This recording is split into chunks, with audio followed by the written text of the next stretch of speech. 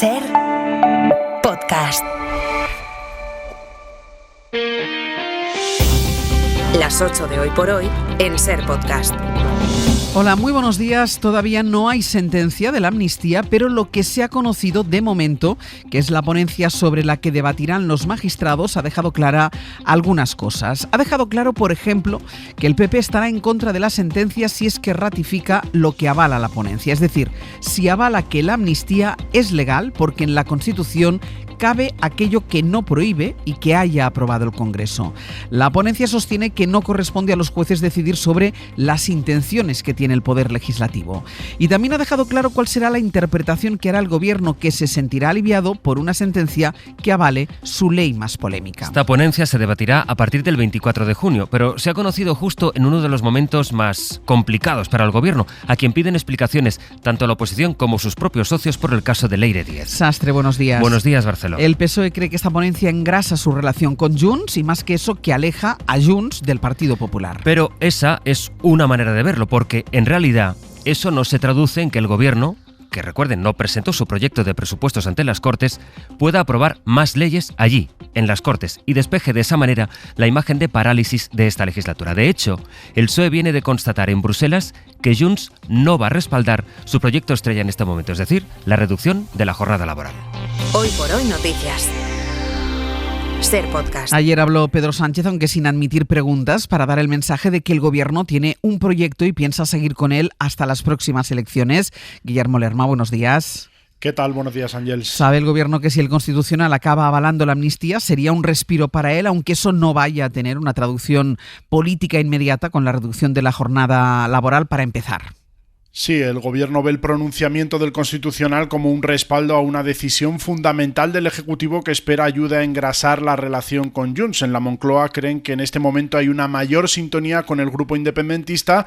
Así lo constataron los socialistas en la reunión que, según ha podido saber la SER, celebraron ambos partidos el pasado viernes en Bruselas, aunque eso, como decías, no se va a traducir en un avance en las carpetas de acuerdos y reformas pendientes. De hecho, la cita de la semana pasada ha servido para constatar también que el rechazo de Puigdemont a la reducción de la jornada laboral es firme. En el PSOE se asienta de hecho la idea de que ese proyecto no tiene opciones reales de prosperar, pero a pesar de esa realidad parlamentaria, el presidente Pedro Sánchez lanzaba ayer este mensaje de continuidad.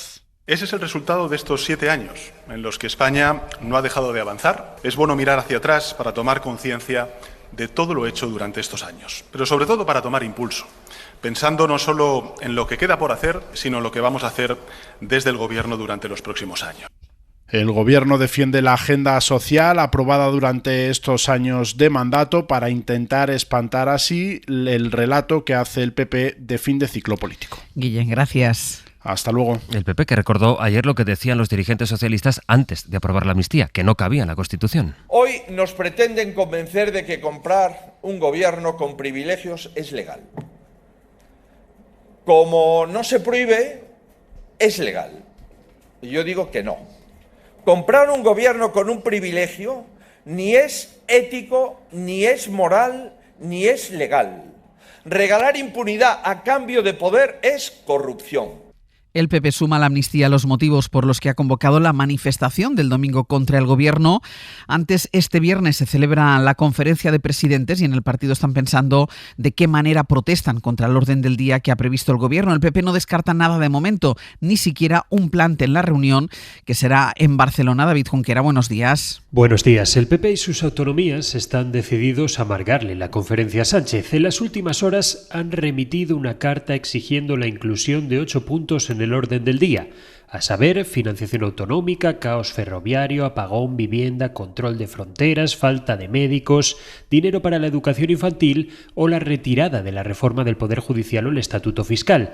Dicen que si el Gobierno no les hace caso, la convocatoria de la conferencia será ilegal y que se atenga a las consecuencias. Borja Semper. Si el Gobierno vuelve a dar un portazo, vuelve a pasarse por el arco del triunfo, permítame esta expresión, el propio reglamento, la norma, y hace de su capa un sayo, pues veremos cuál es la respuesta que adoptan los presidentes de las comunidades autónomas. No descarte usted ninguna posibilidad. ¿Y qué no podemos descartar? Pues el plante del que hemos hablado, una visita a los tribunales para tratar de que la conferencia se suspenda por la vía de las medidas cautelarísimas. Si esto pasa, dice Génova, será culpa del gobierno. Un gobierno que asegura que ya aceptó muchas de las propuestas que hacen las comunidades del PP y que da por hecho que el cónclave se celebrará.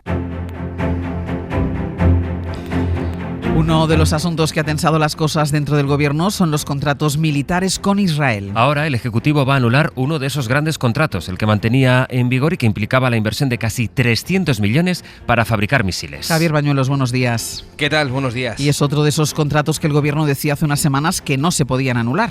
Sí, alegaban que era insustituible, que no había alternativa en el mercado, pero ese criterio ha dado un giro de 180 grados. Defensa acaba de suspender uno de los 3 grandes contratos de armamento que mantenía con Israel, un programa para fabricar en España cada año 168 misiles contra carro, los misiles Spike. Se iban a fabricar en nuestro país, pero la licencia, el diseño es israelí, por eso Defensa, según ha sabido la SER, acaba de ordenar que se revoque esa transferencia tecnológica, así que de momento el Ejército de Tierra se queda sin esos misiles de quinta generación a la espera de encontrar otra alternativa en el mercado.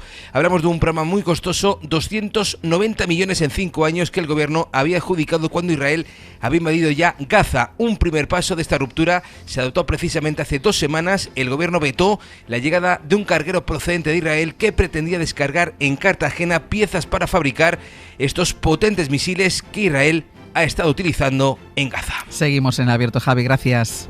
Un abrazo. Y lo que veremos hoy es también hasta dónde llega la discrepancia dentro de uno de los socios del gobierno, entre Sumar y Compromís, el partido, la coalición valenciana, que quiere que Pedro Sánchez comparezca en la comisión de investigación de la DANA en el Congreso, y Sumar ha dicho que no. Y ahora Compromís avisa con que puede salirse del grupo de Sumar y marcharse al grupo mixto. Josué Coello, buenos días. ¿Qué tal? Buenos días. La comisión de investigación de la DANA ha provocado un choque entre Compromís y Sumar que podría significar la salida de la formación valenciana del grupo parlamentario y continuar esta legislatura en el grupo mixto. El motivo, la negativa de la formación de Yolanda Díaz a llamar a Pedro Sánchez a comparecer en la comisión, un nombre que Compromís puso encima de la mesa y que Sumar ha rechazado alegando que hay otras prioridades de comparecencias. Y en relación a las discusiones o a los debates que hemos tenido con Compromís sobre cómo articular esa comisión, pues como digo, ya los seguiremos teniendo los próximos días y como siempre pues encontraremos la síntesis para estar todos de acuerdo, ¿no? Este es un debate que tenemos en el seno de Sumar, con los miembros del gobierno de Sumar y con los miembros del grupo parlamentario. Y es un debate que tenemos entre nosotros porque las decisiones que tomamos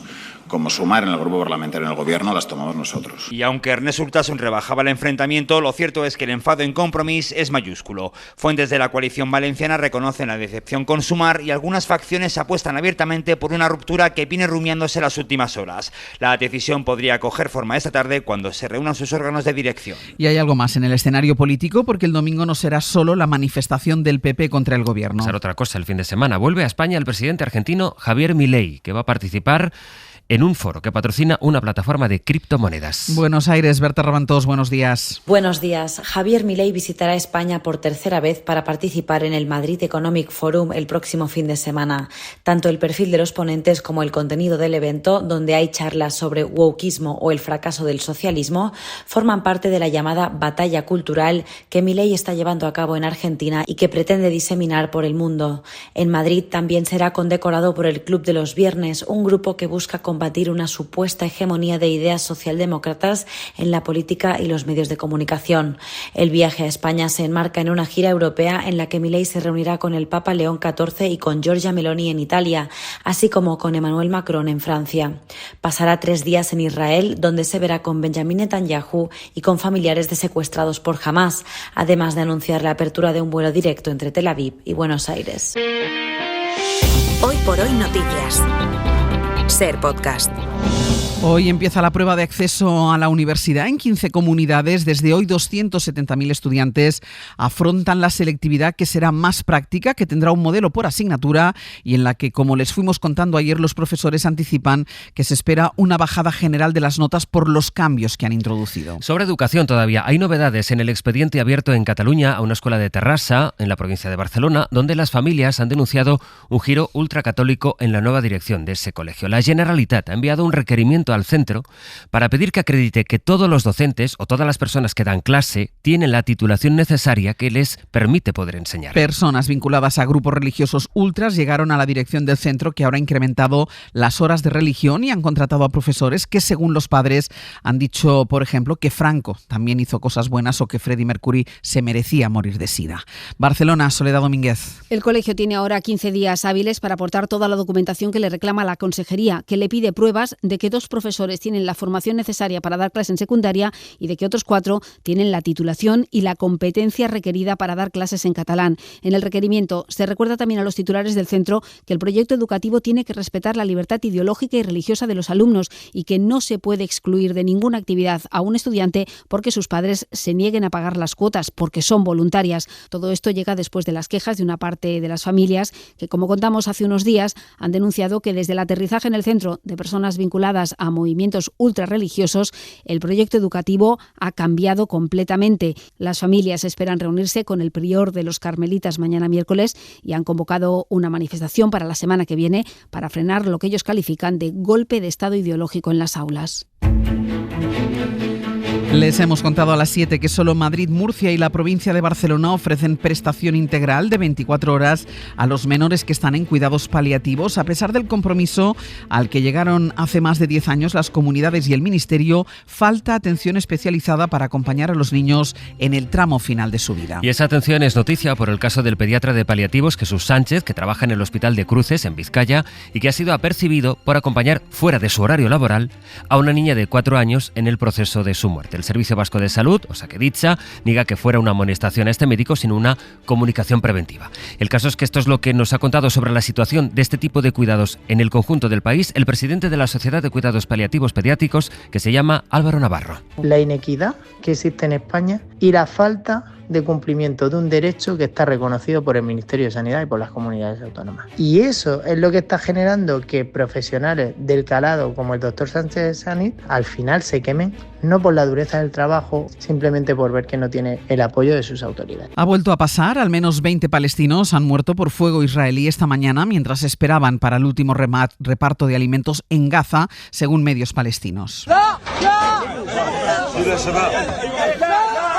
Así es como ha vuelto a sonar la franja. Esto es de esta misma mañana. Hamás cifra, las autoridades de Gaza, en manos de Hamás, como saben, cifran en 90 ya los muertos y más de 500 los heridos desde que se retomó la distribución de ayuda hace una semana. El ejército de Israel acaba de admitir que ha abierto fuego cerca de un punto de distribución porque dice que ha detectado a personas que le parecían sospechosas. En Ucrania, mientras tanto, se van conociendo los detalles de la mega operación con la que ese país sorprendió a Rusia el domingo y que fue una operación, podríamos decir, de película. Pablo Morán, buenos días. Hola Ángels, buenos días. Porque fue con drones escondidos en camiones y guiados por inteligencia artificial. Y con nombre para ese guión de Hollywood, Operación Telaraña. El objetivo era lanzar drones lo más cerca posible de las bases para burlar las defensas aéreas. Lo consiguieron ocultando 117 aparatos en camiones que simulaban ser casas prefabricadas. Esos camiones cruzaron la frontera de contrabando hace meses. Uno de ellos recorrió casi 5.000 kilómetros hasta Siberia, hasta situarse en las inmediaciones de las bases y ser activados por control remoto.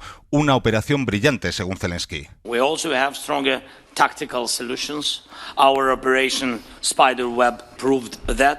Y demuestra un mejor ingenio táctico de Ucrania junto a sus aliados europeos y estadounidenses. No sabemos con precisión el daño que provocó el ataque, pero son entre 12 y 13 los bombarderos que como poco ha perdido Rusia. El Kremlin no comenta, apenas ha admitido ataques en bases de 5 regiones rusas. El detalle que cierra el plan es que los camiones que camuflaron los drones se autodestruyeron cuando completaron su misión. Pablo, gracias.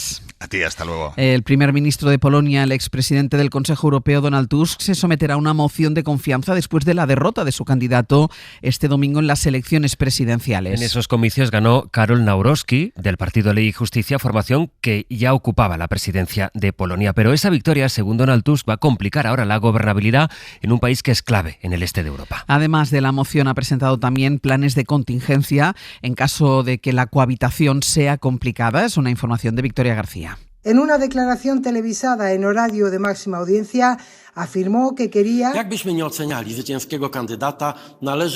que todos, incluidos nuestros oponentes nacionales e internacionales, vieran que comprendamos la gravedad del momento, pero que no vamos a ceder ni un paso. Y añadió que va a solicitar una votación parlamentaria de confianza para confirmar su mayoría. Esta dramática medida pone de relieve la difícil posición del gobierno de Donald Tusk al tratar de afrontar las consecuencias de perder la carrera por la presidencia. Tusk lidera una alianza ideológicamente diversa y políticamente muy frágil de partidos proeuropeos, desde la derecha agraria hasta la izquierda socialdemócrata, que prometió revertir la erosión de los controles y los equilibrios democráticos que habían marcado los 8 años del gobierno del partido ultraconservador Ley y Justicia.